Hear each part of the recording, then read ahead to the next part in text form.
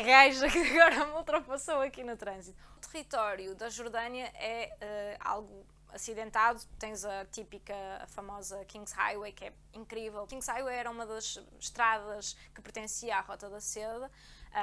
Obviamente que ela serpenteia toda a montanha e por isso é muito, muito bonito. E nem me apercebi que o pneu de trás, do lado direito, estava completamente em baixo, tinha o pneu furado. Nem sequer precisei de pedir ajuda, porque eu, no momento em que estou a sair do carro para ir ver o que é que está a passar, já está a vir o staff do restaurante, mas eu sei-lhes dar o espaço nos momentos certos para isso acontecer sem que eu tenha que estar a preocupar-me.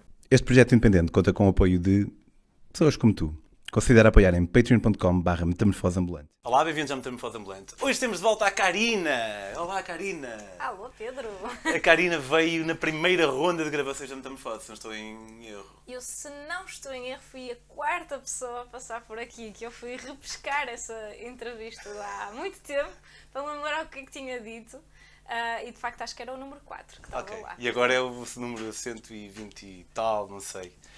Felizmente continuamos a andar. A Karina Modes, que é uma especialista da Jordânia. Não sei se te considerarias... Sim. Então vai-nos falar... Foi nada convincente este meu. Sim, pá, levo pessoas lá, mas eu... Exato.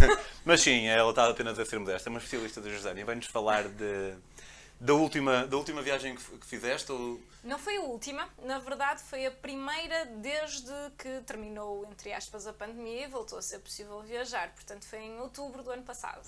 Ok, vamos falar dessa viagem e também de tudo o que este país tem para oferecer. E é um país acerca do qual ouço falar muito, mas ainda não conheço. Fiquem por aí, vão curtir.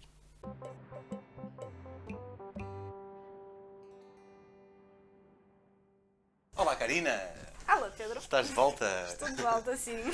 O ambiente hoje é diferente. É verdade, é em casa, é um bocadinho mais... Sabes que eu, com uma beleza, eu chegava e sentava-me e começava a gravar. Agora, como vês, que é uma cena que vocês não conseguem ver, eu gravei a semana passada aqui e tive, para não ter que estar a montar tudo, não usei o meu escritório durante 5 dias. Para manter fixo. Para manter fixo. Aliás, eu até fiz... as cadeiras têm... Ei pá, por acaso essa está fora de sítio, mas estamos bem no plano.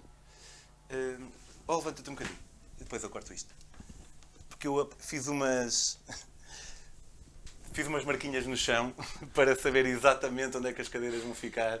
Fizeste as chamadas marcações dos concertos. Nos concertos nós, quando temos um tripé ou um estrado, temos que marcar com uma fita cola de cor colorida, sei lá, um amarelo fluorescente, um cor de laranja fluorescente, que é exatamente para saber e colocar entre transições de concerto, não falhar 1 centímetro. Sem saber e sem querer, eu sou tão bom, mas isto é incrível. Não, calma, estou a brincar, sou um gajo modesto. Karina, quantas vezes é que já foste à Jordânia? Então, 5 vezes. 5 vezes? Sim. A primeira vez foi já com a Karina é... Aqui há umas semanas eu disse que o Rafa era um dos manda-chuvas da Landscape. A Karina é outra dos manda-chuva da Landscape. Manda-chuvas. E uma das viagens que ela lidera é precisamente para a Jordânia. A primeira vez que foste já como... Não, a primeira vez fui... Na Landscape, como tu sabes, nós costumamos fazer as transições das viagens, ou seja, normalmente quando há um roteiro que já existe e que passa para as mãos de um outro líder, há sempre uma prospeção que é feita anteriormente. E, portanto, a primeira vez que eu fui exatamente nesse papel, só depois é que comecei a liderar. E foi muito engraçado porque eu voltei à Jordânia, portanto, a primeira vez que eu fui foi em 2018, e depois, quando regressei, já pós-pandemia, estava um bocadinho naquela, como é que a coisa ia comportar-se, porque era um hiato grande de tempo, e estava ansiosa porque também já não liderava grupos há imenso tempo. Tinha vindo de um grupo na Polónia, mas era uma viagem curtinha de 5 dias, e de repente eu tinha 11 dias pela frente num território que já não pisava há 2 anos e tal. E então estava com algum receio de como é que a coisa ia correr. E ainda por cima tinha o desafio de levar comigo 7 mulheres. Estás a imaginar que são 7 mulheres e eu, portanto 8, numa carrinha que eu estava a conduzir, a correr de norte a sul e de sul para norte o país, Jordânia, que, sendo mega hospitaleiro, como de resto o Médio Oriente é na sua generalidade, não deixa de ser um país onde tu não vês assim tantas mulheres, muito menos a viajarem e sozinhas.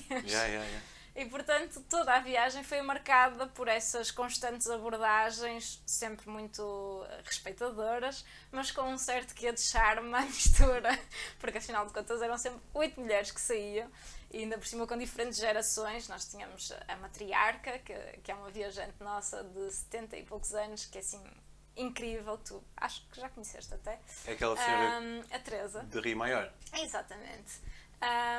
Que é inacreditável, uma inspiração para qualquer pessoa, e portanto essa era uma viagem personalizada em que eu iria estar a liderar este grupo, em que para além dela tínhamos duas das filhas dela, mais uma cunhada, mais as netas, portanto era assim as diferentes gerações, e na verdade normalmente o líder é o agregador do grupo e eu é que estava ali no papel de me agregar, porque na verdade todas elas já se conheciam, não é? São família, e eu é que era o elemento de fora que tinha que se ajustar, por assim dizer. Pois eu ia perguntar porque é que se tinha sido apenas coincidência serem 7 mulheres. Não, foi mesmo uma viagem que foi encomendada, portanto era uma viagem personalizada, elas escolheram um destino, e como a Jordânia é um destino que eu lidero, então eu fui fazer a viagem com elas, o roteiro exatamente igual como está disponível, mas ajustado àquele grupo. Onde é que começa a viagem? A viagem começa... Para Amã? Sim, exatamente. Nós começamos pela capital, por Amã, e de lá vamos começando a descer em direção ao sul, abordando primeiro a parte ainda mais a norte de Como é que é Amã? Amã? Eu sei que neste tipo de cidades, de países, as cidades não costumam ser exatamente o pico de... Não, de Mas eu tenho sempre curiosidade nas capitais. Se considerares que Amã é uma cidade que na primeira metade do século XX tinha uns pequenos milhares de habitantes e que hoje em dia tem 5 milhões de habitantes, percebes que ela no espaço de praticamente 100 anos, quer dizer, cresceu estupidamente. E tudo o que é uma cidade que cresce sem qualquer tipo de planeamento faz com que ela, à primeira vista, seja desordenada, feia, não tenha uma arquitetura propriamente fascinante. E, portanto, a primeira reação quando aterramos em Amã é assim um bocadinho de... ok. No entanto, eu acho que qualquer grande cidade, pelo menos grande no sentido também de haver esta dimensão de população a residir lá, faz com que tu tenhas que descobrir lá pouco e pouco, caminhando, entrando pelos bairros adentro, metendo conversa com os locais, e só assim é que tu começas a descobrir os recantos e a beleza que esses recantos muitas vezes têm. E portanto hoje, olhando com esse distanciamento, eu acho a cidade de Amã uma cidade fascinante. Mais que não seja porque, aliás, fala-se muito agora nesta questão dos refugiados, que obviamente somos impactados todos os dias nas notícias pela questão do conflito da Ucrânia e da Rússia, mas quer dizer, se olharmos bem, temos se calhar um dos maiores campos de refugiados do mundo em Amã, porque desses 5 milhões, mais ou menos uma metade desses 5 milhões são sírios e palestinianos. Refugiados agora desta guerra mais recente da Síria. Sim. Sendo que, quando falamos em campo de refugiados, não é aquela imagem que nós temos das tendas assim, meias improvisadas, onde as pessoas estão a residir sem grandes condições. Há uma parte da cidade que é assim, mas também há uma parte em que tu tens basicamente a malta com dinheiro da Síria e da Palestina, e inclusivamente até de outros territórios, do Iraque, que se refugiaram em Amã, mas que não são propriamente pessoas que têm dificuldades. Eles, por e simplesmente, perante as situações de insegurança, decidiram mudar-se para a Jordânia, que, como tu sabes, é um país muito neutro, com acordos de paz, com a maioria dos vizinhos e, portanto, onde impera a serenidade, a tranquilidade já há muito tempo. Mas só isto faz com que ela já seja muito interessante, porque tu tens ali uma diversidade muito grande a nível de religião, de culturas, e apesar de muitas das vezes até teres muitos muçulmanos, depois é engraçado que eles entre eles não se misturam, porque... Tipo xiitas e sunitas ou também, de outras tribos ainda? Sim. Então, lá está. Há ali muita coisa que tu só depois descobrindo a pormenor é que vais encontrar um bairro onde, por exemplo, tens só sunitas e tu percebes que eles não se misturam mesmo. E é engraçado que eu tenho um guia que faz comigo a visita à Citadela de Amã. Ele é assim muito fora dos estándares da malta que trabalha com o turismo, porque... Portanto, apesar de ser uma cidade com muita coisa nova, também tem uma citadela? Sim. Okay. Sim, e é a partir da Citadela que tu tens a melhor vista sobre o anfiteatro romano, que é um anfiteatro bastante grande, com capacidade para cerca de 8.000 pessoas, portanto é bem imponente. E faz parte do dia a dia. Nós, enquanto turistas, vamos lá visitar o anfiteatro, tirar as fotos, mas a malta que vive lá usa aquilo todos os dias, é o ponto de encontro, onde muitas vezes assistes ao pôr do sol, onde estás à conversa, a comer algodão doce. Então eu gosto muito dessas dinâmicas de simplesmente estar sentado a observar a vida a acontecer. E eu acho que uma das grandes vantagens de se conhecer a Amman com o tempo é isso mesmo, é perceber onde é que as pessoas vão, os pequenos cafezinhos, as diferenças que há na comida, nesta questão da música, da religião, etc. Portanto, como eu digo, Amman, se calhar pegando aqui um bocadinho naquela frase do primeiro estranha-se e depois entranha-se, eu acho que é assim mesmo. Tem noite? Tem noite. Isto parece uma pergunta estúpida, mas já à noite eu já curti na Síria, já curti no Líbano. Tem um circuito de vida noturna bem ativo. E é a única cidade onde tu encontras isso dentro de... Bom, tirando depois cá em baixo em Aqaba, mas Aqaba é muito ocidental, é por excelência a cidade do turismo balnear, porque está ali às portas do Mar Vermelho, tens muito fluxo turístico a vir do Egito para lá, e por isso, quer dizer, basta tu chegares à cidade que tu percebes que já tens as marcas todas, não é? Os KFCs da vida, os McDonald's, por aí fora, coisa que não encontras da mesma forma em Amman. Ela ainda tem muito essa traça mais tradicional em tudo, na arquitetura destes sítios pequeninos que estão ali espalhados, depois paredes meias, depois com um amontoado de edifícios que não fazem sentido nenhum, mas lá está, quando tu começas a andar e a encontrar essas pequenas ruelas e esses pequenos edifícios, a coisa começa a ganhar outra piada, e entras pela casa das pessoas adentro para beber um chá e estar à conversa e de repente eles têm um alpendre e tu tens uma vista incrível sobre a cidade, porque é uma cidade de colinas também. Então é fascinante, eu acho. Porque na Jordânia, tu estava a dizer um bocado que nunca fui. Eu acho que tenho uma boa geografia, mas é porque eu já estive em vários sítios. Sim. E como nunca estive na Jordânia, eu acho que só conheço Amman, em termos de nome, e Petra. Sim. Porque Petra, na verdade, é o complexo Unesco, porque a cidade mesmo é Wadi Musa. Wadi significa vale, portanto tens várias vezes o nome Wadi associado, Wadi Rum, Wadi Musa, Wadi Rum Wadi Mujib. é na Arábia Saudita. O quê? Wadi Rum? Não, é o deserto da Jordânia. É o deserto que nós fazemos também, é parte do programa, que é onde tu tens as comunidades de beduínos, elas também existem na zona do Wadi Musa, onde tens Petra. Portanto, toda essa zona mais árida da Jordânia é exatamente onde tu tens os povos dos desertos, não é? Que neste caso são os beduínos. E eu tenho alguns amigos por lá que me fazem sempre uma bela de uma recepção e onde eu levo as minhas pequenas surpresas. Eu brinco sempre com os meus grupos e digo que hoje tenho uma surpresa para vocês. E vou ajustando essas surpresas em função do clima, em função também do próprio grupo, mas tento sempre que essas surpresas passam por esse envolvimento com as pessoas de lá, com a comunidade de lá.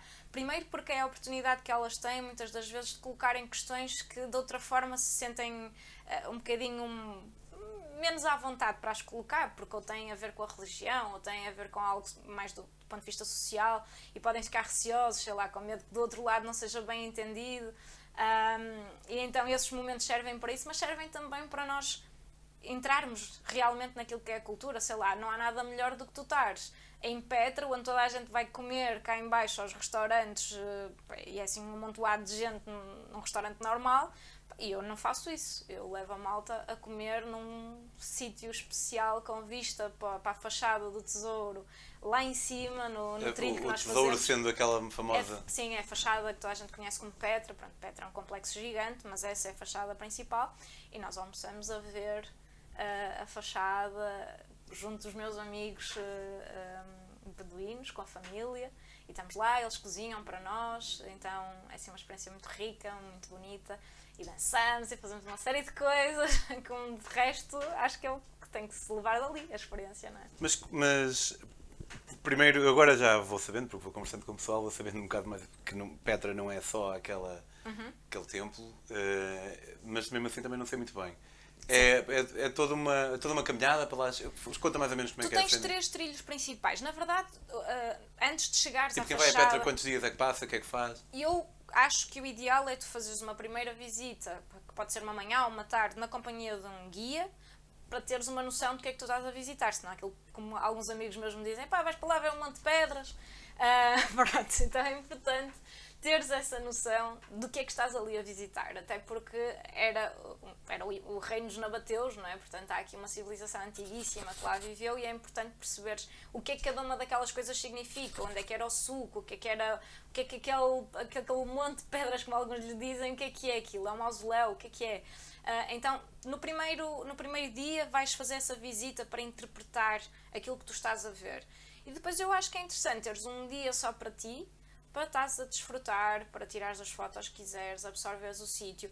Desde o portão em que é feita a entrada e o controle dos bilhetes, até chegares à fachada, tu tens um bom pedaço em que primeiro caminhas por aquilo que eles chamam que é o souk, que é basicamente a zona dos desfiladeiros, onde antigamente, na altura da Rota da Seda, havia a venda de produtos, o frankincense, as pedras preciosas, o ouro, etc. Tudo isso era vendido lá, até chegares à fachada e depois por aí continua e há mais uma zona comercial, mas, ou seja, há um bom bocado de percurso, eu diria talvez 1 hora de caminho, desde o portão até à fachada, e a partir dali tens 3 percursos possíveis que podes fazer, que é a visita à fachada do tesouro, eles chamam o viewpoint, porque vais basicamente subir de forma a ficares com a vista em direção à fachada. Tens o percurso do mosteiro, que é um outro que eu faço onde eu assisto ao pôr do sol, que também é assim uma experiência aterradora, estás com uma vista desafogada para um canyon, onde consegues ver lá ao fundo o Wadi Arab, que é um outro deserto. E depois tens o trilho do sacrifício, que é uma outra caminhada possível. Eu nunca consigo fazer as 3, então eu elejo 2, normalmente estas 2, e faço o almoço a meio caminho, digamos. Mas sim, Petra é um complexo enorme e justifica 2 dias para ser visitado. Tu podes entrar lá dentro do tesouro? Não, do tesouro especificamente não podes. Podes entrar noutras, há as tumbas reais onde tu podes entrar mesmo para poder ver como é que é o interior, basicamente não tem nenhum tipo de imagens. Não é como cá fora? Não, mas consegues ter uma noção da dimensão e aquilo não deixavam de ser, no fundo, são mausoléus, é onde os mortos iriam descansar, portanto é um espaço que existe também de alguma forma algum respeito nesse sentido. Mas não, o do tesouro tu não podes visitar, tem mesmo um gradeamento, até porque aquilo que tu estás a ver é se calhar metade ou 1/3 da dimensão real, porque há uma grande parte que está abaixo do nível onde tu estás. Então eles têm uma espécie de umas grades onde tu podes espreitar para ver a continuação da fachada abaixo da terra. Okay. E por isso aquilo que tu estás a ver não é a totalidade do que era na altura em que de facto o reino nabateu existia. E há muitos daqueles pessoal tipo, leve-te numa tour por 50 mil euros. Olha, o truque em Petra, lembras-te do Jack Sparrow, aliás agora famosíssimo, ainda mais famosíssimo com todo este mediatismo do julgamento, não é? Para as 15 pessoas que não sabem, exato. A Karina está a falar do Johnny Depp. Pronto. Então, tu lembras-te que o Jack Sparrow tinha sempre os olhinhos com aquele eyeliner preto? Sim. Pronto. Eles lá constataram que as mulheres achavam muita piada aos homens com os olhinhos pretos, então agora todos usam. Então tu mal chegas, eles começam, sobretudo as mulheres, portanto estás a imaginar a fartote que foi com o meu grupo de 8 mulheres. Chegávamos e estávamos constantemente a ser abordadas com coisas tão simples como tu estás a caminhar e alguém te diz sorry, you left something, e tu olhas para baixo e ele, your smile. Então isto é constante. Então depois começam com aquelas coisas do olha, queres ir ver o viewpoint do tesouro? Só que vão-te levar por caminhos que não são os oficiais e que são até algo perigosos, porque implica trepares rochas e tem que ser controlado, porque muitas vezes isso acontece e depois resulta em acidentes. Então eles vêm sempre com o postalinho para te mostrar e claro, às vezes a malta vai tão sôfrega de querer tirar a foto do Instagram que depois dá asneira porque não fazem o trilho oficial, pensam em inventar com muita dessa malta. E os beduínos, eu digo sempre isto aos meus grupos, há malta muito fixe, mas também há malta que é preciso ter um bocado de cuidado, porque eles já foram um bocado corrompidos com esta coisa do turismo de massas, não é? E inevitavelmente Petra tem muito isso. E então, primeiro há um certo aproveitamento, porque também há, e isto é podes ficar, mas há algum turismo sexual em Petra. Há algumas mulheres que vão à procura desse encantamento das Arábias lá com os rapazes. E eles depois, pronto, já têm... Mas porquê é que chocaria? Por nós geralmente estarmos habituados a serem homens que fazem turismo sexual, por ser no Médio Oriente? Acho que mais por ser no Médio Oriente do que por ser a mulher à procura e não o homem. Eu não imaginaria o Médio Oriente como uma região do globo onde...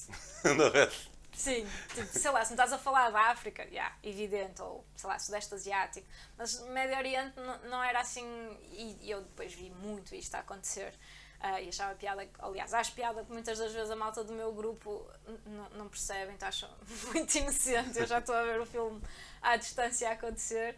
Pronto, e liberdade, aliás, acho que há uma história, há um livro de uma dinamarquesa que se apaixonou lá por um beduíno e casou e ficou lá, e então escreveu um livro. Então os gajos, pronto, agora têm a prova dos 9 que aquilo funciona. Então tu entras lá, começas a dar trela e eles vêm logo, podes ser a próxima, estás a ver para este livro. Os gajos têm o esquema todo montado, aquilo é... Os beduínos, Se pensares no Maghreb, são os berberes, não é? Pronto, os beduínos. Mas sim, mas eu ia dizer, se tivesse aqui alguém super woke, ia acusar-me de xenófobo, mas eu tenho alguma dificuldade em saber quais são os beduínos, quais são os tuaregs, quais são os berberes. E eu acho que posso estar a cometer uma mas grande quem são os gafe. beduínos? Como é que eles vestem? É assim, turbante, sempre, normalmente com as... Tipo aquela banda do Mali. Eu sei quem é que Tinariwen. Tinariwen, Eles são sim. o quê? E eu acho que eles são tuaregs, mas eu acho que isso tem a ver com a região do globo. É tal como eu posso estar a cometer uma grande gafe, e se assim for, podem chicotear-te à vontade. Mas eu acho que tem a ver com isso. Então, tu associas os berberes à zona do Saara, portanto, aquela zona ali mais do norte da África. Quando estás a pensar nos tuaregs, eu acho que é cá mais para baixo, tipo zona do Mali e afins, e os beduínos eu associo àquela região mais do Médio Oriente. Tenho ideia disto, quando acabar este episódio. Se for preciso eu corto. Vou ver no Wikipedia e da próxima vez digo, lembras-te? Não, aquilo está bem correto. Mas acho que é essa a justificação. Ou seja, no fundo quer tudo dizer povos do deserto, acho eu, mas depois varia consoante a região. Provavelmente com etnias, porque a região está associada, obviamente, também sim, às... sim. Eu supus que fosse étnico, mas Sim. se metessem à frente não ia saber muito bem qual era qual. Sim. Por exemplo, tu vais para o Wadi Rum, para o deserto, e a forma como os beduínos lá se vestem é completamente diferente. A base tem que ser roupa clara, ou seja, calças e uma túnica, normalmente branco, bege, algo por aí, ou cinzento também. E depois o que vão utilizar é o lenço, o típico branco e vermelho, que é aquele lenço que normalmente associamos, o kufié, que normalmente associamos ali à Palestina. Pronto, eles usam sempre isso na cabeça, mas no fundo é a roupa que tu precisarias para estar no deserto, onde tu sabes que as condições, quer dizer, tens muito calor, quanto mais clara a roupa, melhor, e o lenço, porque é uma forma que tu também tens de te refrigerar e tentar evitar insolações e não sei o quê. Portanto, acho que tem muito a ver com o que tu precisas para sobreviver naquele ambiente e não tanto tipo Petra para engatar as miúdas. E no deserto, o que é que fazem lá? No deserto, nós paramos em vários sítios para descobrir um bocadinho também a diversidade de paisagens que tu tens lá. Há quem diga que aquilo parece uma paisagem lunar, não sei, parece-me assim mais a ideia que eu tenho de Marte. É o Wadi quê? Rum. Wadi Rum. Sim, o Wadi Rum. Mas sim, são essencialmente dunas vermelhas, tens um pôr do sol inacreditável, então é assim um momento para desfrutar do silêncio e te deixares levar pela tua insignificância perante aquela imensidão de paisagem. Mas durante o dia vamos fazendo vários pitstops em sítios, sei lá, desde as dunas a alguns canyons. Nunca há um tour igual, portanto depois ajustamos muito também aos diferentes grupos e àquilo que podemos dar ali. Era boa quando estive lá? Olha, a parte mais complicada tem a ver com Amman, porque é muito caótico e não há respeito absolutamente nenhum pelo código da estrada. E eu nesse aspecto achava piada quando me viam a conduzir, porque eu acho que modéstia à parte conduzo bem, então... 75% das pessoas Acham acham que conduzem melhor do que a média. Por acaso vi essa cena ontem. A sério? Pronto, se calhar Eu conduzo assumo, uma merda.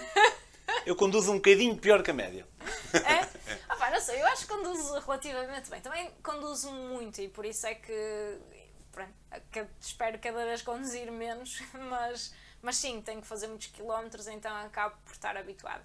E ali em Amã aquilo é caótico, pronto, e se calhar para algumas pessoas pode ser sinónimo de insegurança, tipo, arranco agora, não arranco, isto eram 3 faixas, de repente são 5 e este carro está a vir daqui, não deu pisca, o que é que eu faço? Pá, eu lido com aquilo com alguma tranquilidade e isso faz com que eu me desenrasque. E eu achava piada quando via alguns homens, há as duas fações, que é a malta que te vê ultrapassar e fica tipo, do género, que isto é gaja que agora me ultrapassou aqui no trânsito. Ou a malta que, simpaticamente, por eu ser mulher, me dá a mão para eu entrar na estrada, ou mudar de faixa, ou o que for.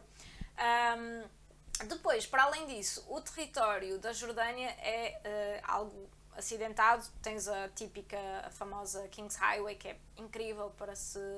A King's Highway era uma das estradas que pertencia à Rota da Seda. Obviamente que ela serpenteia toda a montanha e por isso é muito, muito bonito fazeres aquele percurso e ir desfrutando da mudança na paisagem, mas onde eu tive assim mais momentos-chave foi com os furos e os problemas que eu fui tendo na carrinha, porque começou logo quase à saída, em que decidi ir abastecer e o tampo de onde tu abasteces não saía, não fartei-me de clicar naquilo e aquilo não dava. Entretanto, que os nervos estava a tentar ligar para a Rentacar e não sei o que estava a fazer, que a chamada não dava também. E eu queria falar com alguém na bomba de gasolina perdida no meio de Ninhures e também ninguém falava inglês. Eu já estava a desesperar, a pensar, o que é que eu faço? Porque mesmo que eu abasteça, ou que não abasteça e arranque, mais cedo ou mais tarde eu vou ter que abastecer outra vez. Então lá consegui que um jordano muito simpático viu aquelas 8 mulheres ali já a tentarem abanar-se porque estava um calor infernal e veio falar connosco e tivemos a sorte que ele era engenheiro e então ele lá agilizou tudo, foi à mala, puxou um fiozinho que eu nem sabia que existia e que permitia um abrir manual desse tampozinho, então abastecida e até ao fim da viagem fiz isso. Mas o momento até para mim mais engraçado foi já na parte final da viagem, em que eu estou em frente ao complexo de Gerache e ainda tinha que ir para o castelo de Adjloun e estava até já um bocadinho atrasada. Pá, e entrei na carrinha e nem me apercebi que o pneu de trás, do lado direito, estava completamente em baixo, tinha o pneu furado. E então estou assim a sair e há um fulano que está à porta de um restaurante e começa pá, já, o que é que se passa? E ele aponta, eu saio da carrinha e vejo que tenho o pneu em baixo e penso, ei, eu que nunca troquei um pneu na vida. Como é que eu vou trocar um pneu de uma carrinha ainda por cima? Nem sequer precisei de pedir ajuda, porque eu no momento em que estou a sair do carro para ver o que é que está a passar, já está a vir o staff do restaurante, um já está à procura do como é que é? O macaco. Do macaco, exatamente. Vê-se que ela nunca mudou. Tenho muita prática nisto, não tenho? Já está à procura do macaco para conseguir tirar o pneu. E de repente estão, sei lá, umas 8 pessoas, tudo homens, claro, todos a mandar bitites uns para os outros em árabe, a falar sobre aquilo, e entretanto já nem sabia onde é que estava o meu grupo, percebi que o meu grupo tinha sido encaminhado para dentro do restaurante, foram convidadas a ir beber um drink enquanto esperavam, e eu supostamente também tinha que ir, mas estava do género, não, deixa-me perceber o que é que eles estão a fazer, aprender, pelo menos, como é que isto se faz. Então fiquei ali sentada e entretanto veio um senhor todo janota com tipo um pinguinzinho, sabes, com o fatinho, com a bandeja, está aqui uma limonada e eu, olha, mas eu não pedi nada. Não, é cortesia, por favor. Eu, ok. Então estou lá a beber a minha limonada, todos a mandar bitites, só um é que estava de facto a fazer, gajo mandava vir a torta e a direita, devia estar a dizer tipo, olha, se parasse de mandar bitites e viesses ajudar. E então ao fim de algum tempo aquilo lá se arranjou, eu entretanto lá tive que ir fazer sala na mesma ao restaurante e quando dei por ela, o dono do restaurante era o presidente da Câmara de Gerache, que prontamente se disponibilizou para me ajudar em tudo o que fosse necessário, deu-me o contacto dele e portanto nos meses seguintes eu fiquei a ouvir discursos em árabe que ele me mandava do YouTube Aquelas cenas que não lembro de arte. religiosas e... Era sobretudo político, só que em árabe, ou seja, eu recebia aquilo e no limite ia analisar a semiótica do discurso, porque a parte de texto... Mas pronto, e ele ainda hoje, volta e meia, me manda assim uma mensagem a dizer está tudo bem, aquelas cenas típicas de hello my friend, when you come back. Eu tive um que foi na Tunísia, foi um anfitrião da Airbnb. Sim. E ele mandou-me, tipo, a cada 3 meses mandava-me assim uma indoctrinação.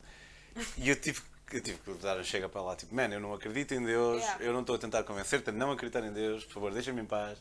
E o gajo lá me deu algum descanso. Sim. Vocês, pronto, tu és uma viajante experienciada e certamente não te assustarás tão facilmente como uma pessoa que se calhar nunca foi a Médio Oriente ou assim.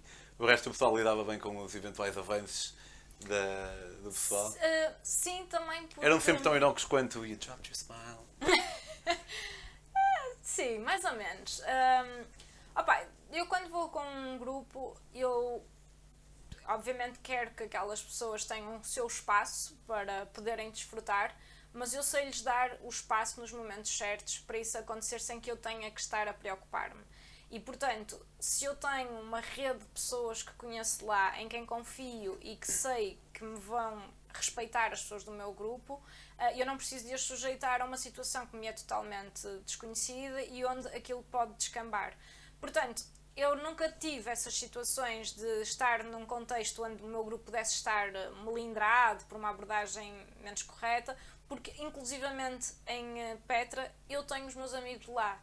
E eles jamais em tempo algum vão faltar ao respeito, seja de que forma for, às pessoas que estão comigo, porque é uma questão de respeito e de hierarquia que é muito importante também para eles.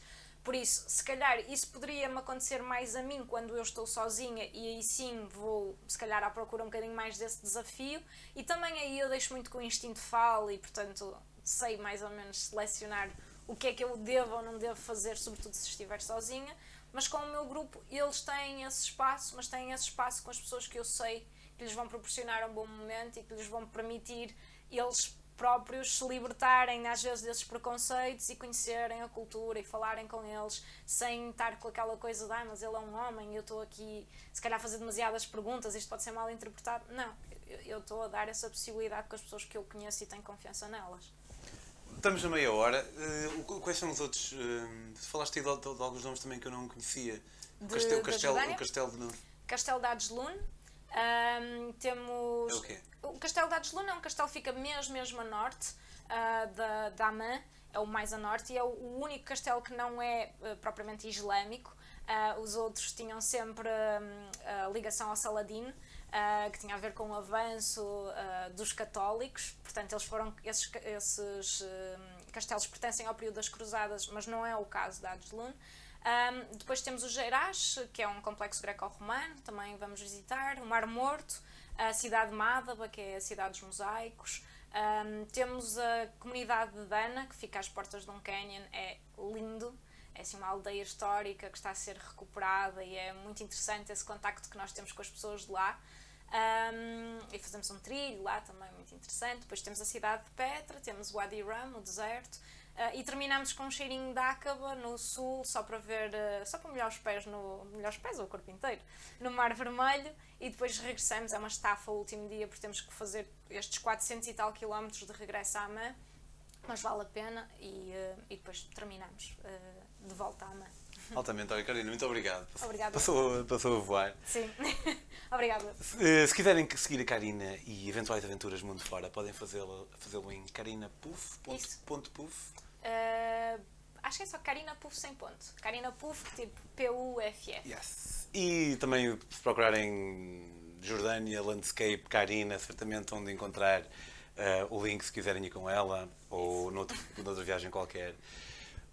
Antes de vos deixar, se quiserem apoiar a Metamorfose de uma forma mais indireta, podem, sendo que a direta é o Patreon, como eu provavelmente apareceu em voz off no início do episódio, podem comprar os meus livros. Este é um livro de uma viagem do Panamá ao México à boleia.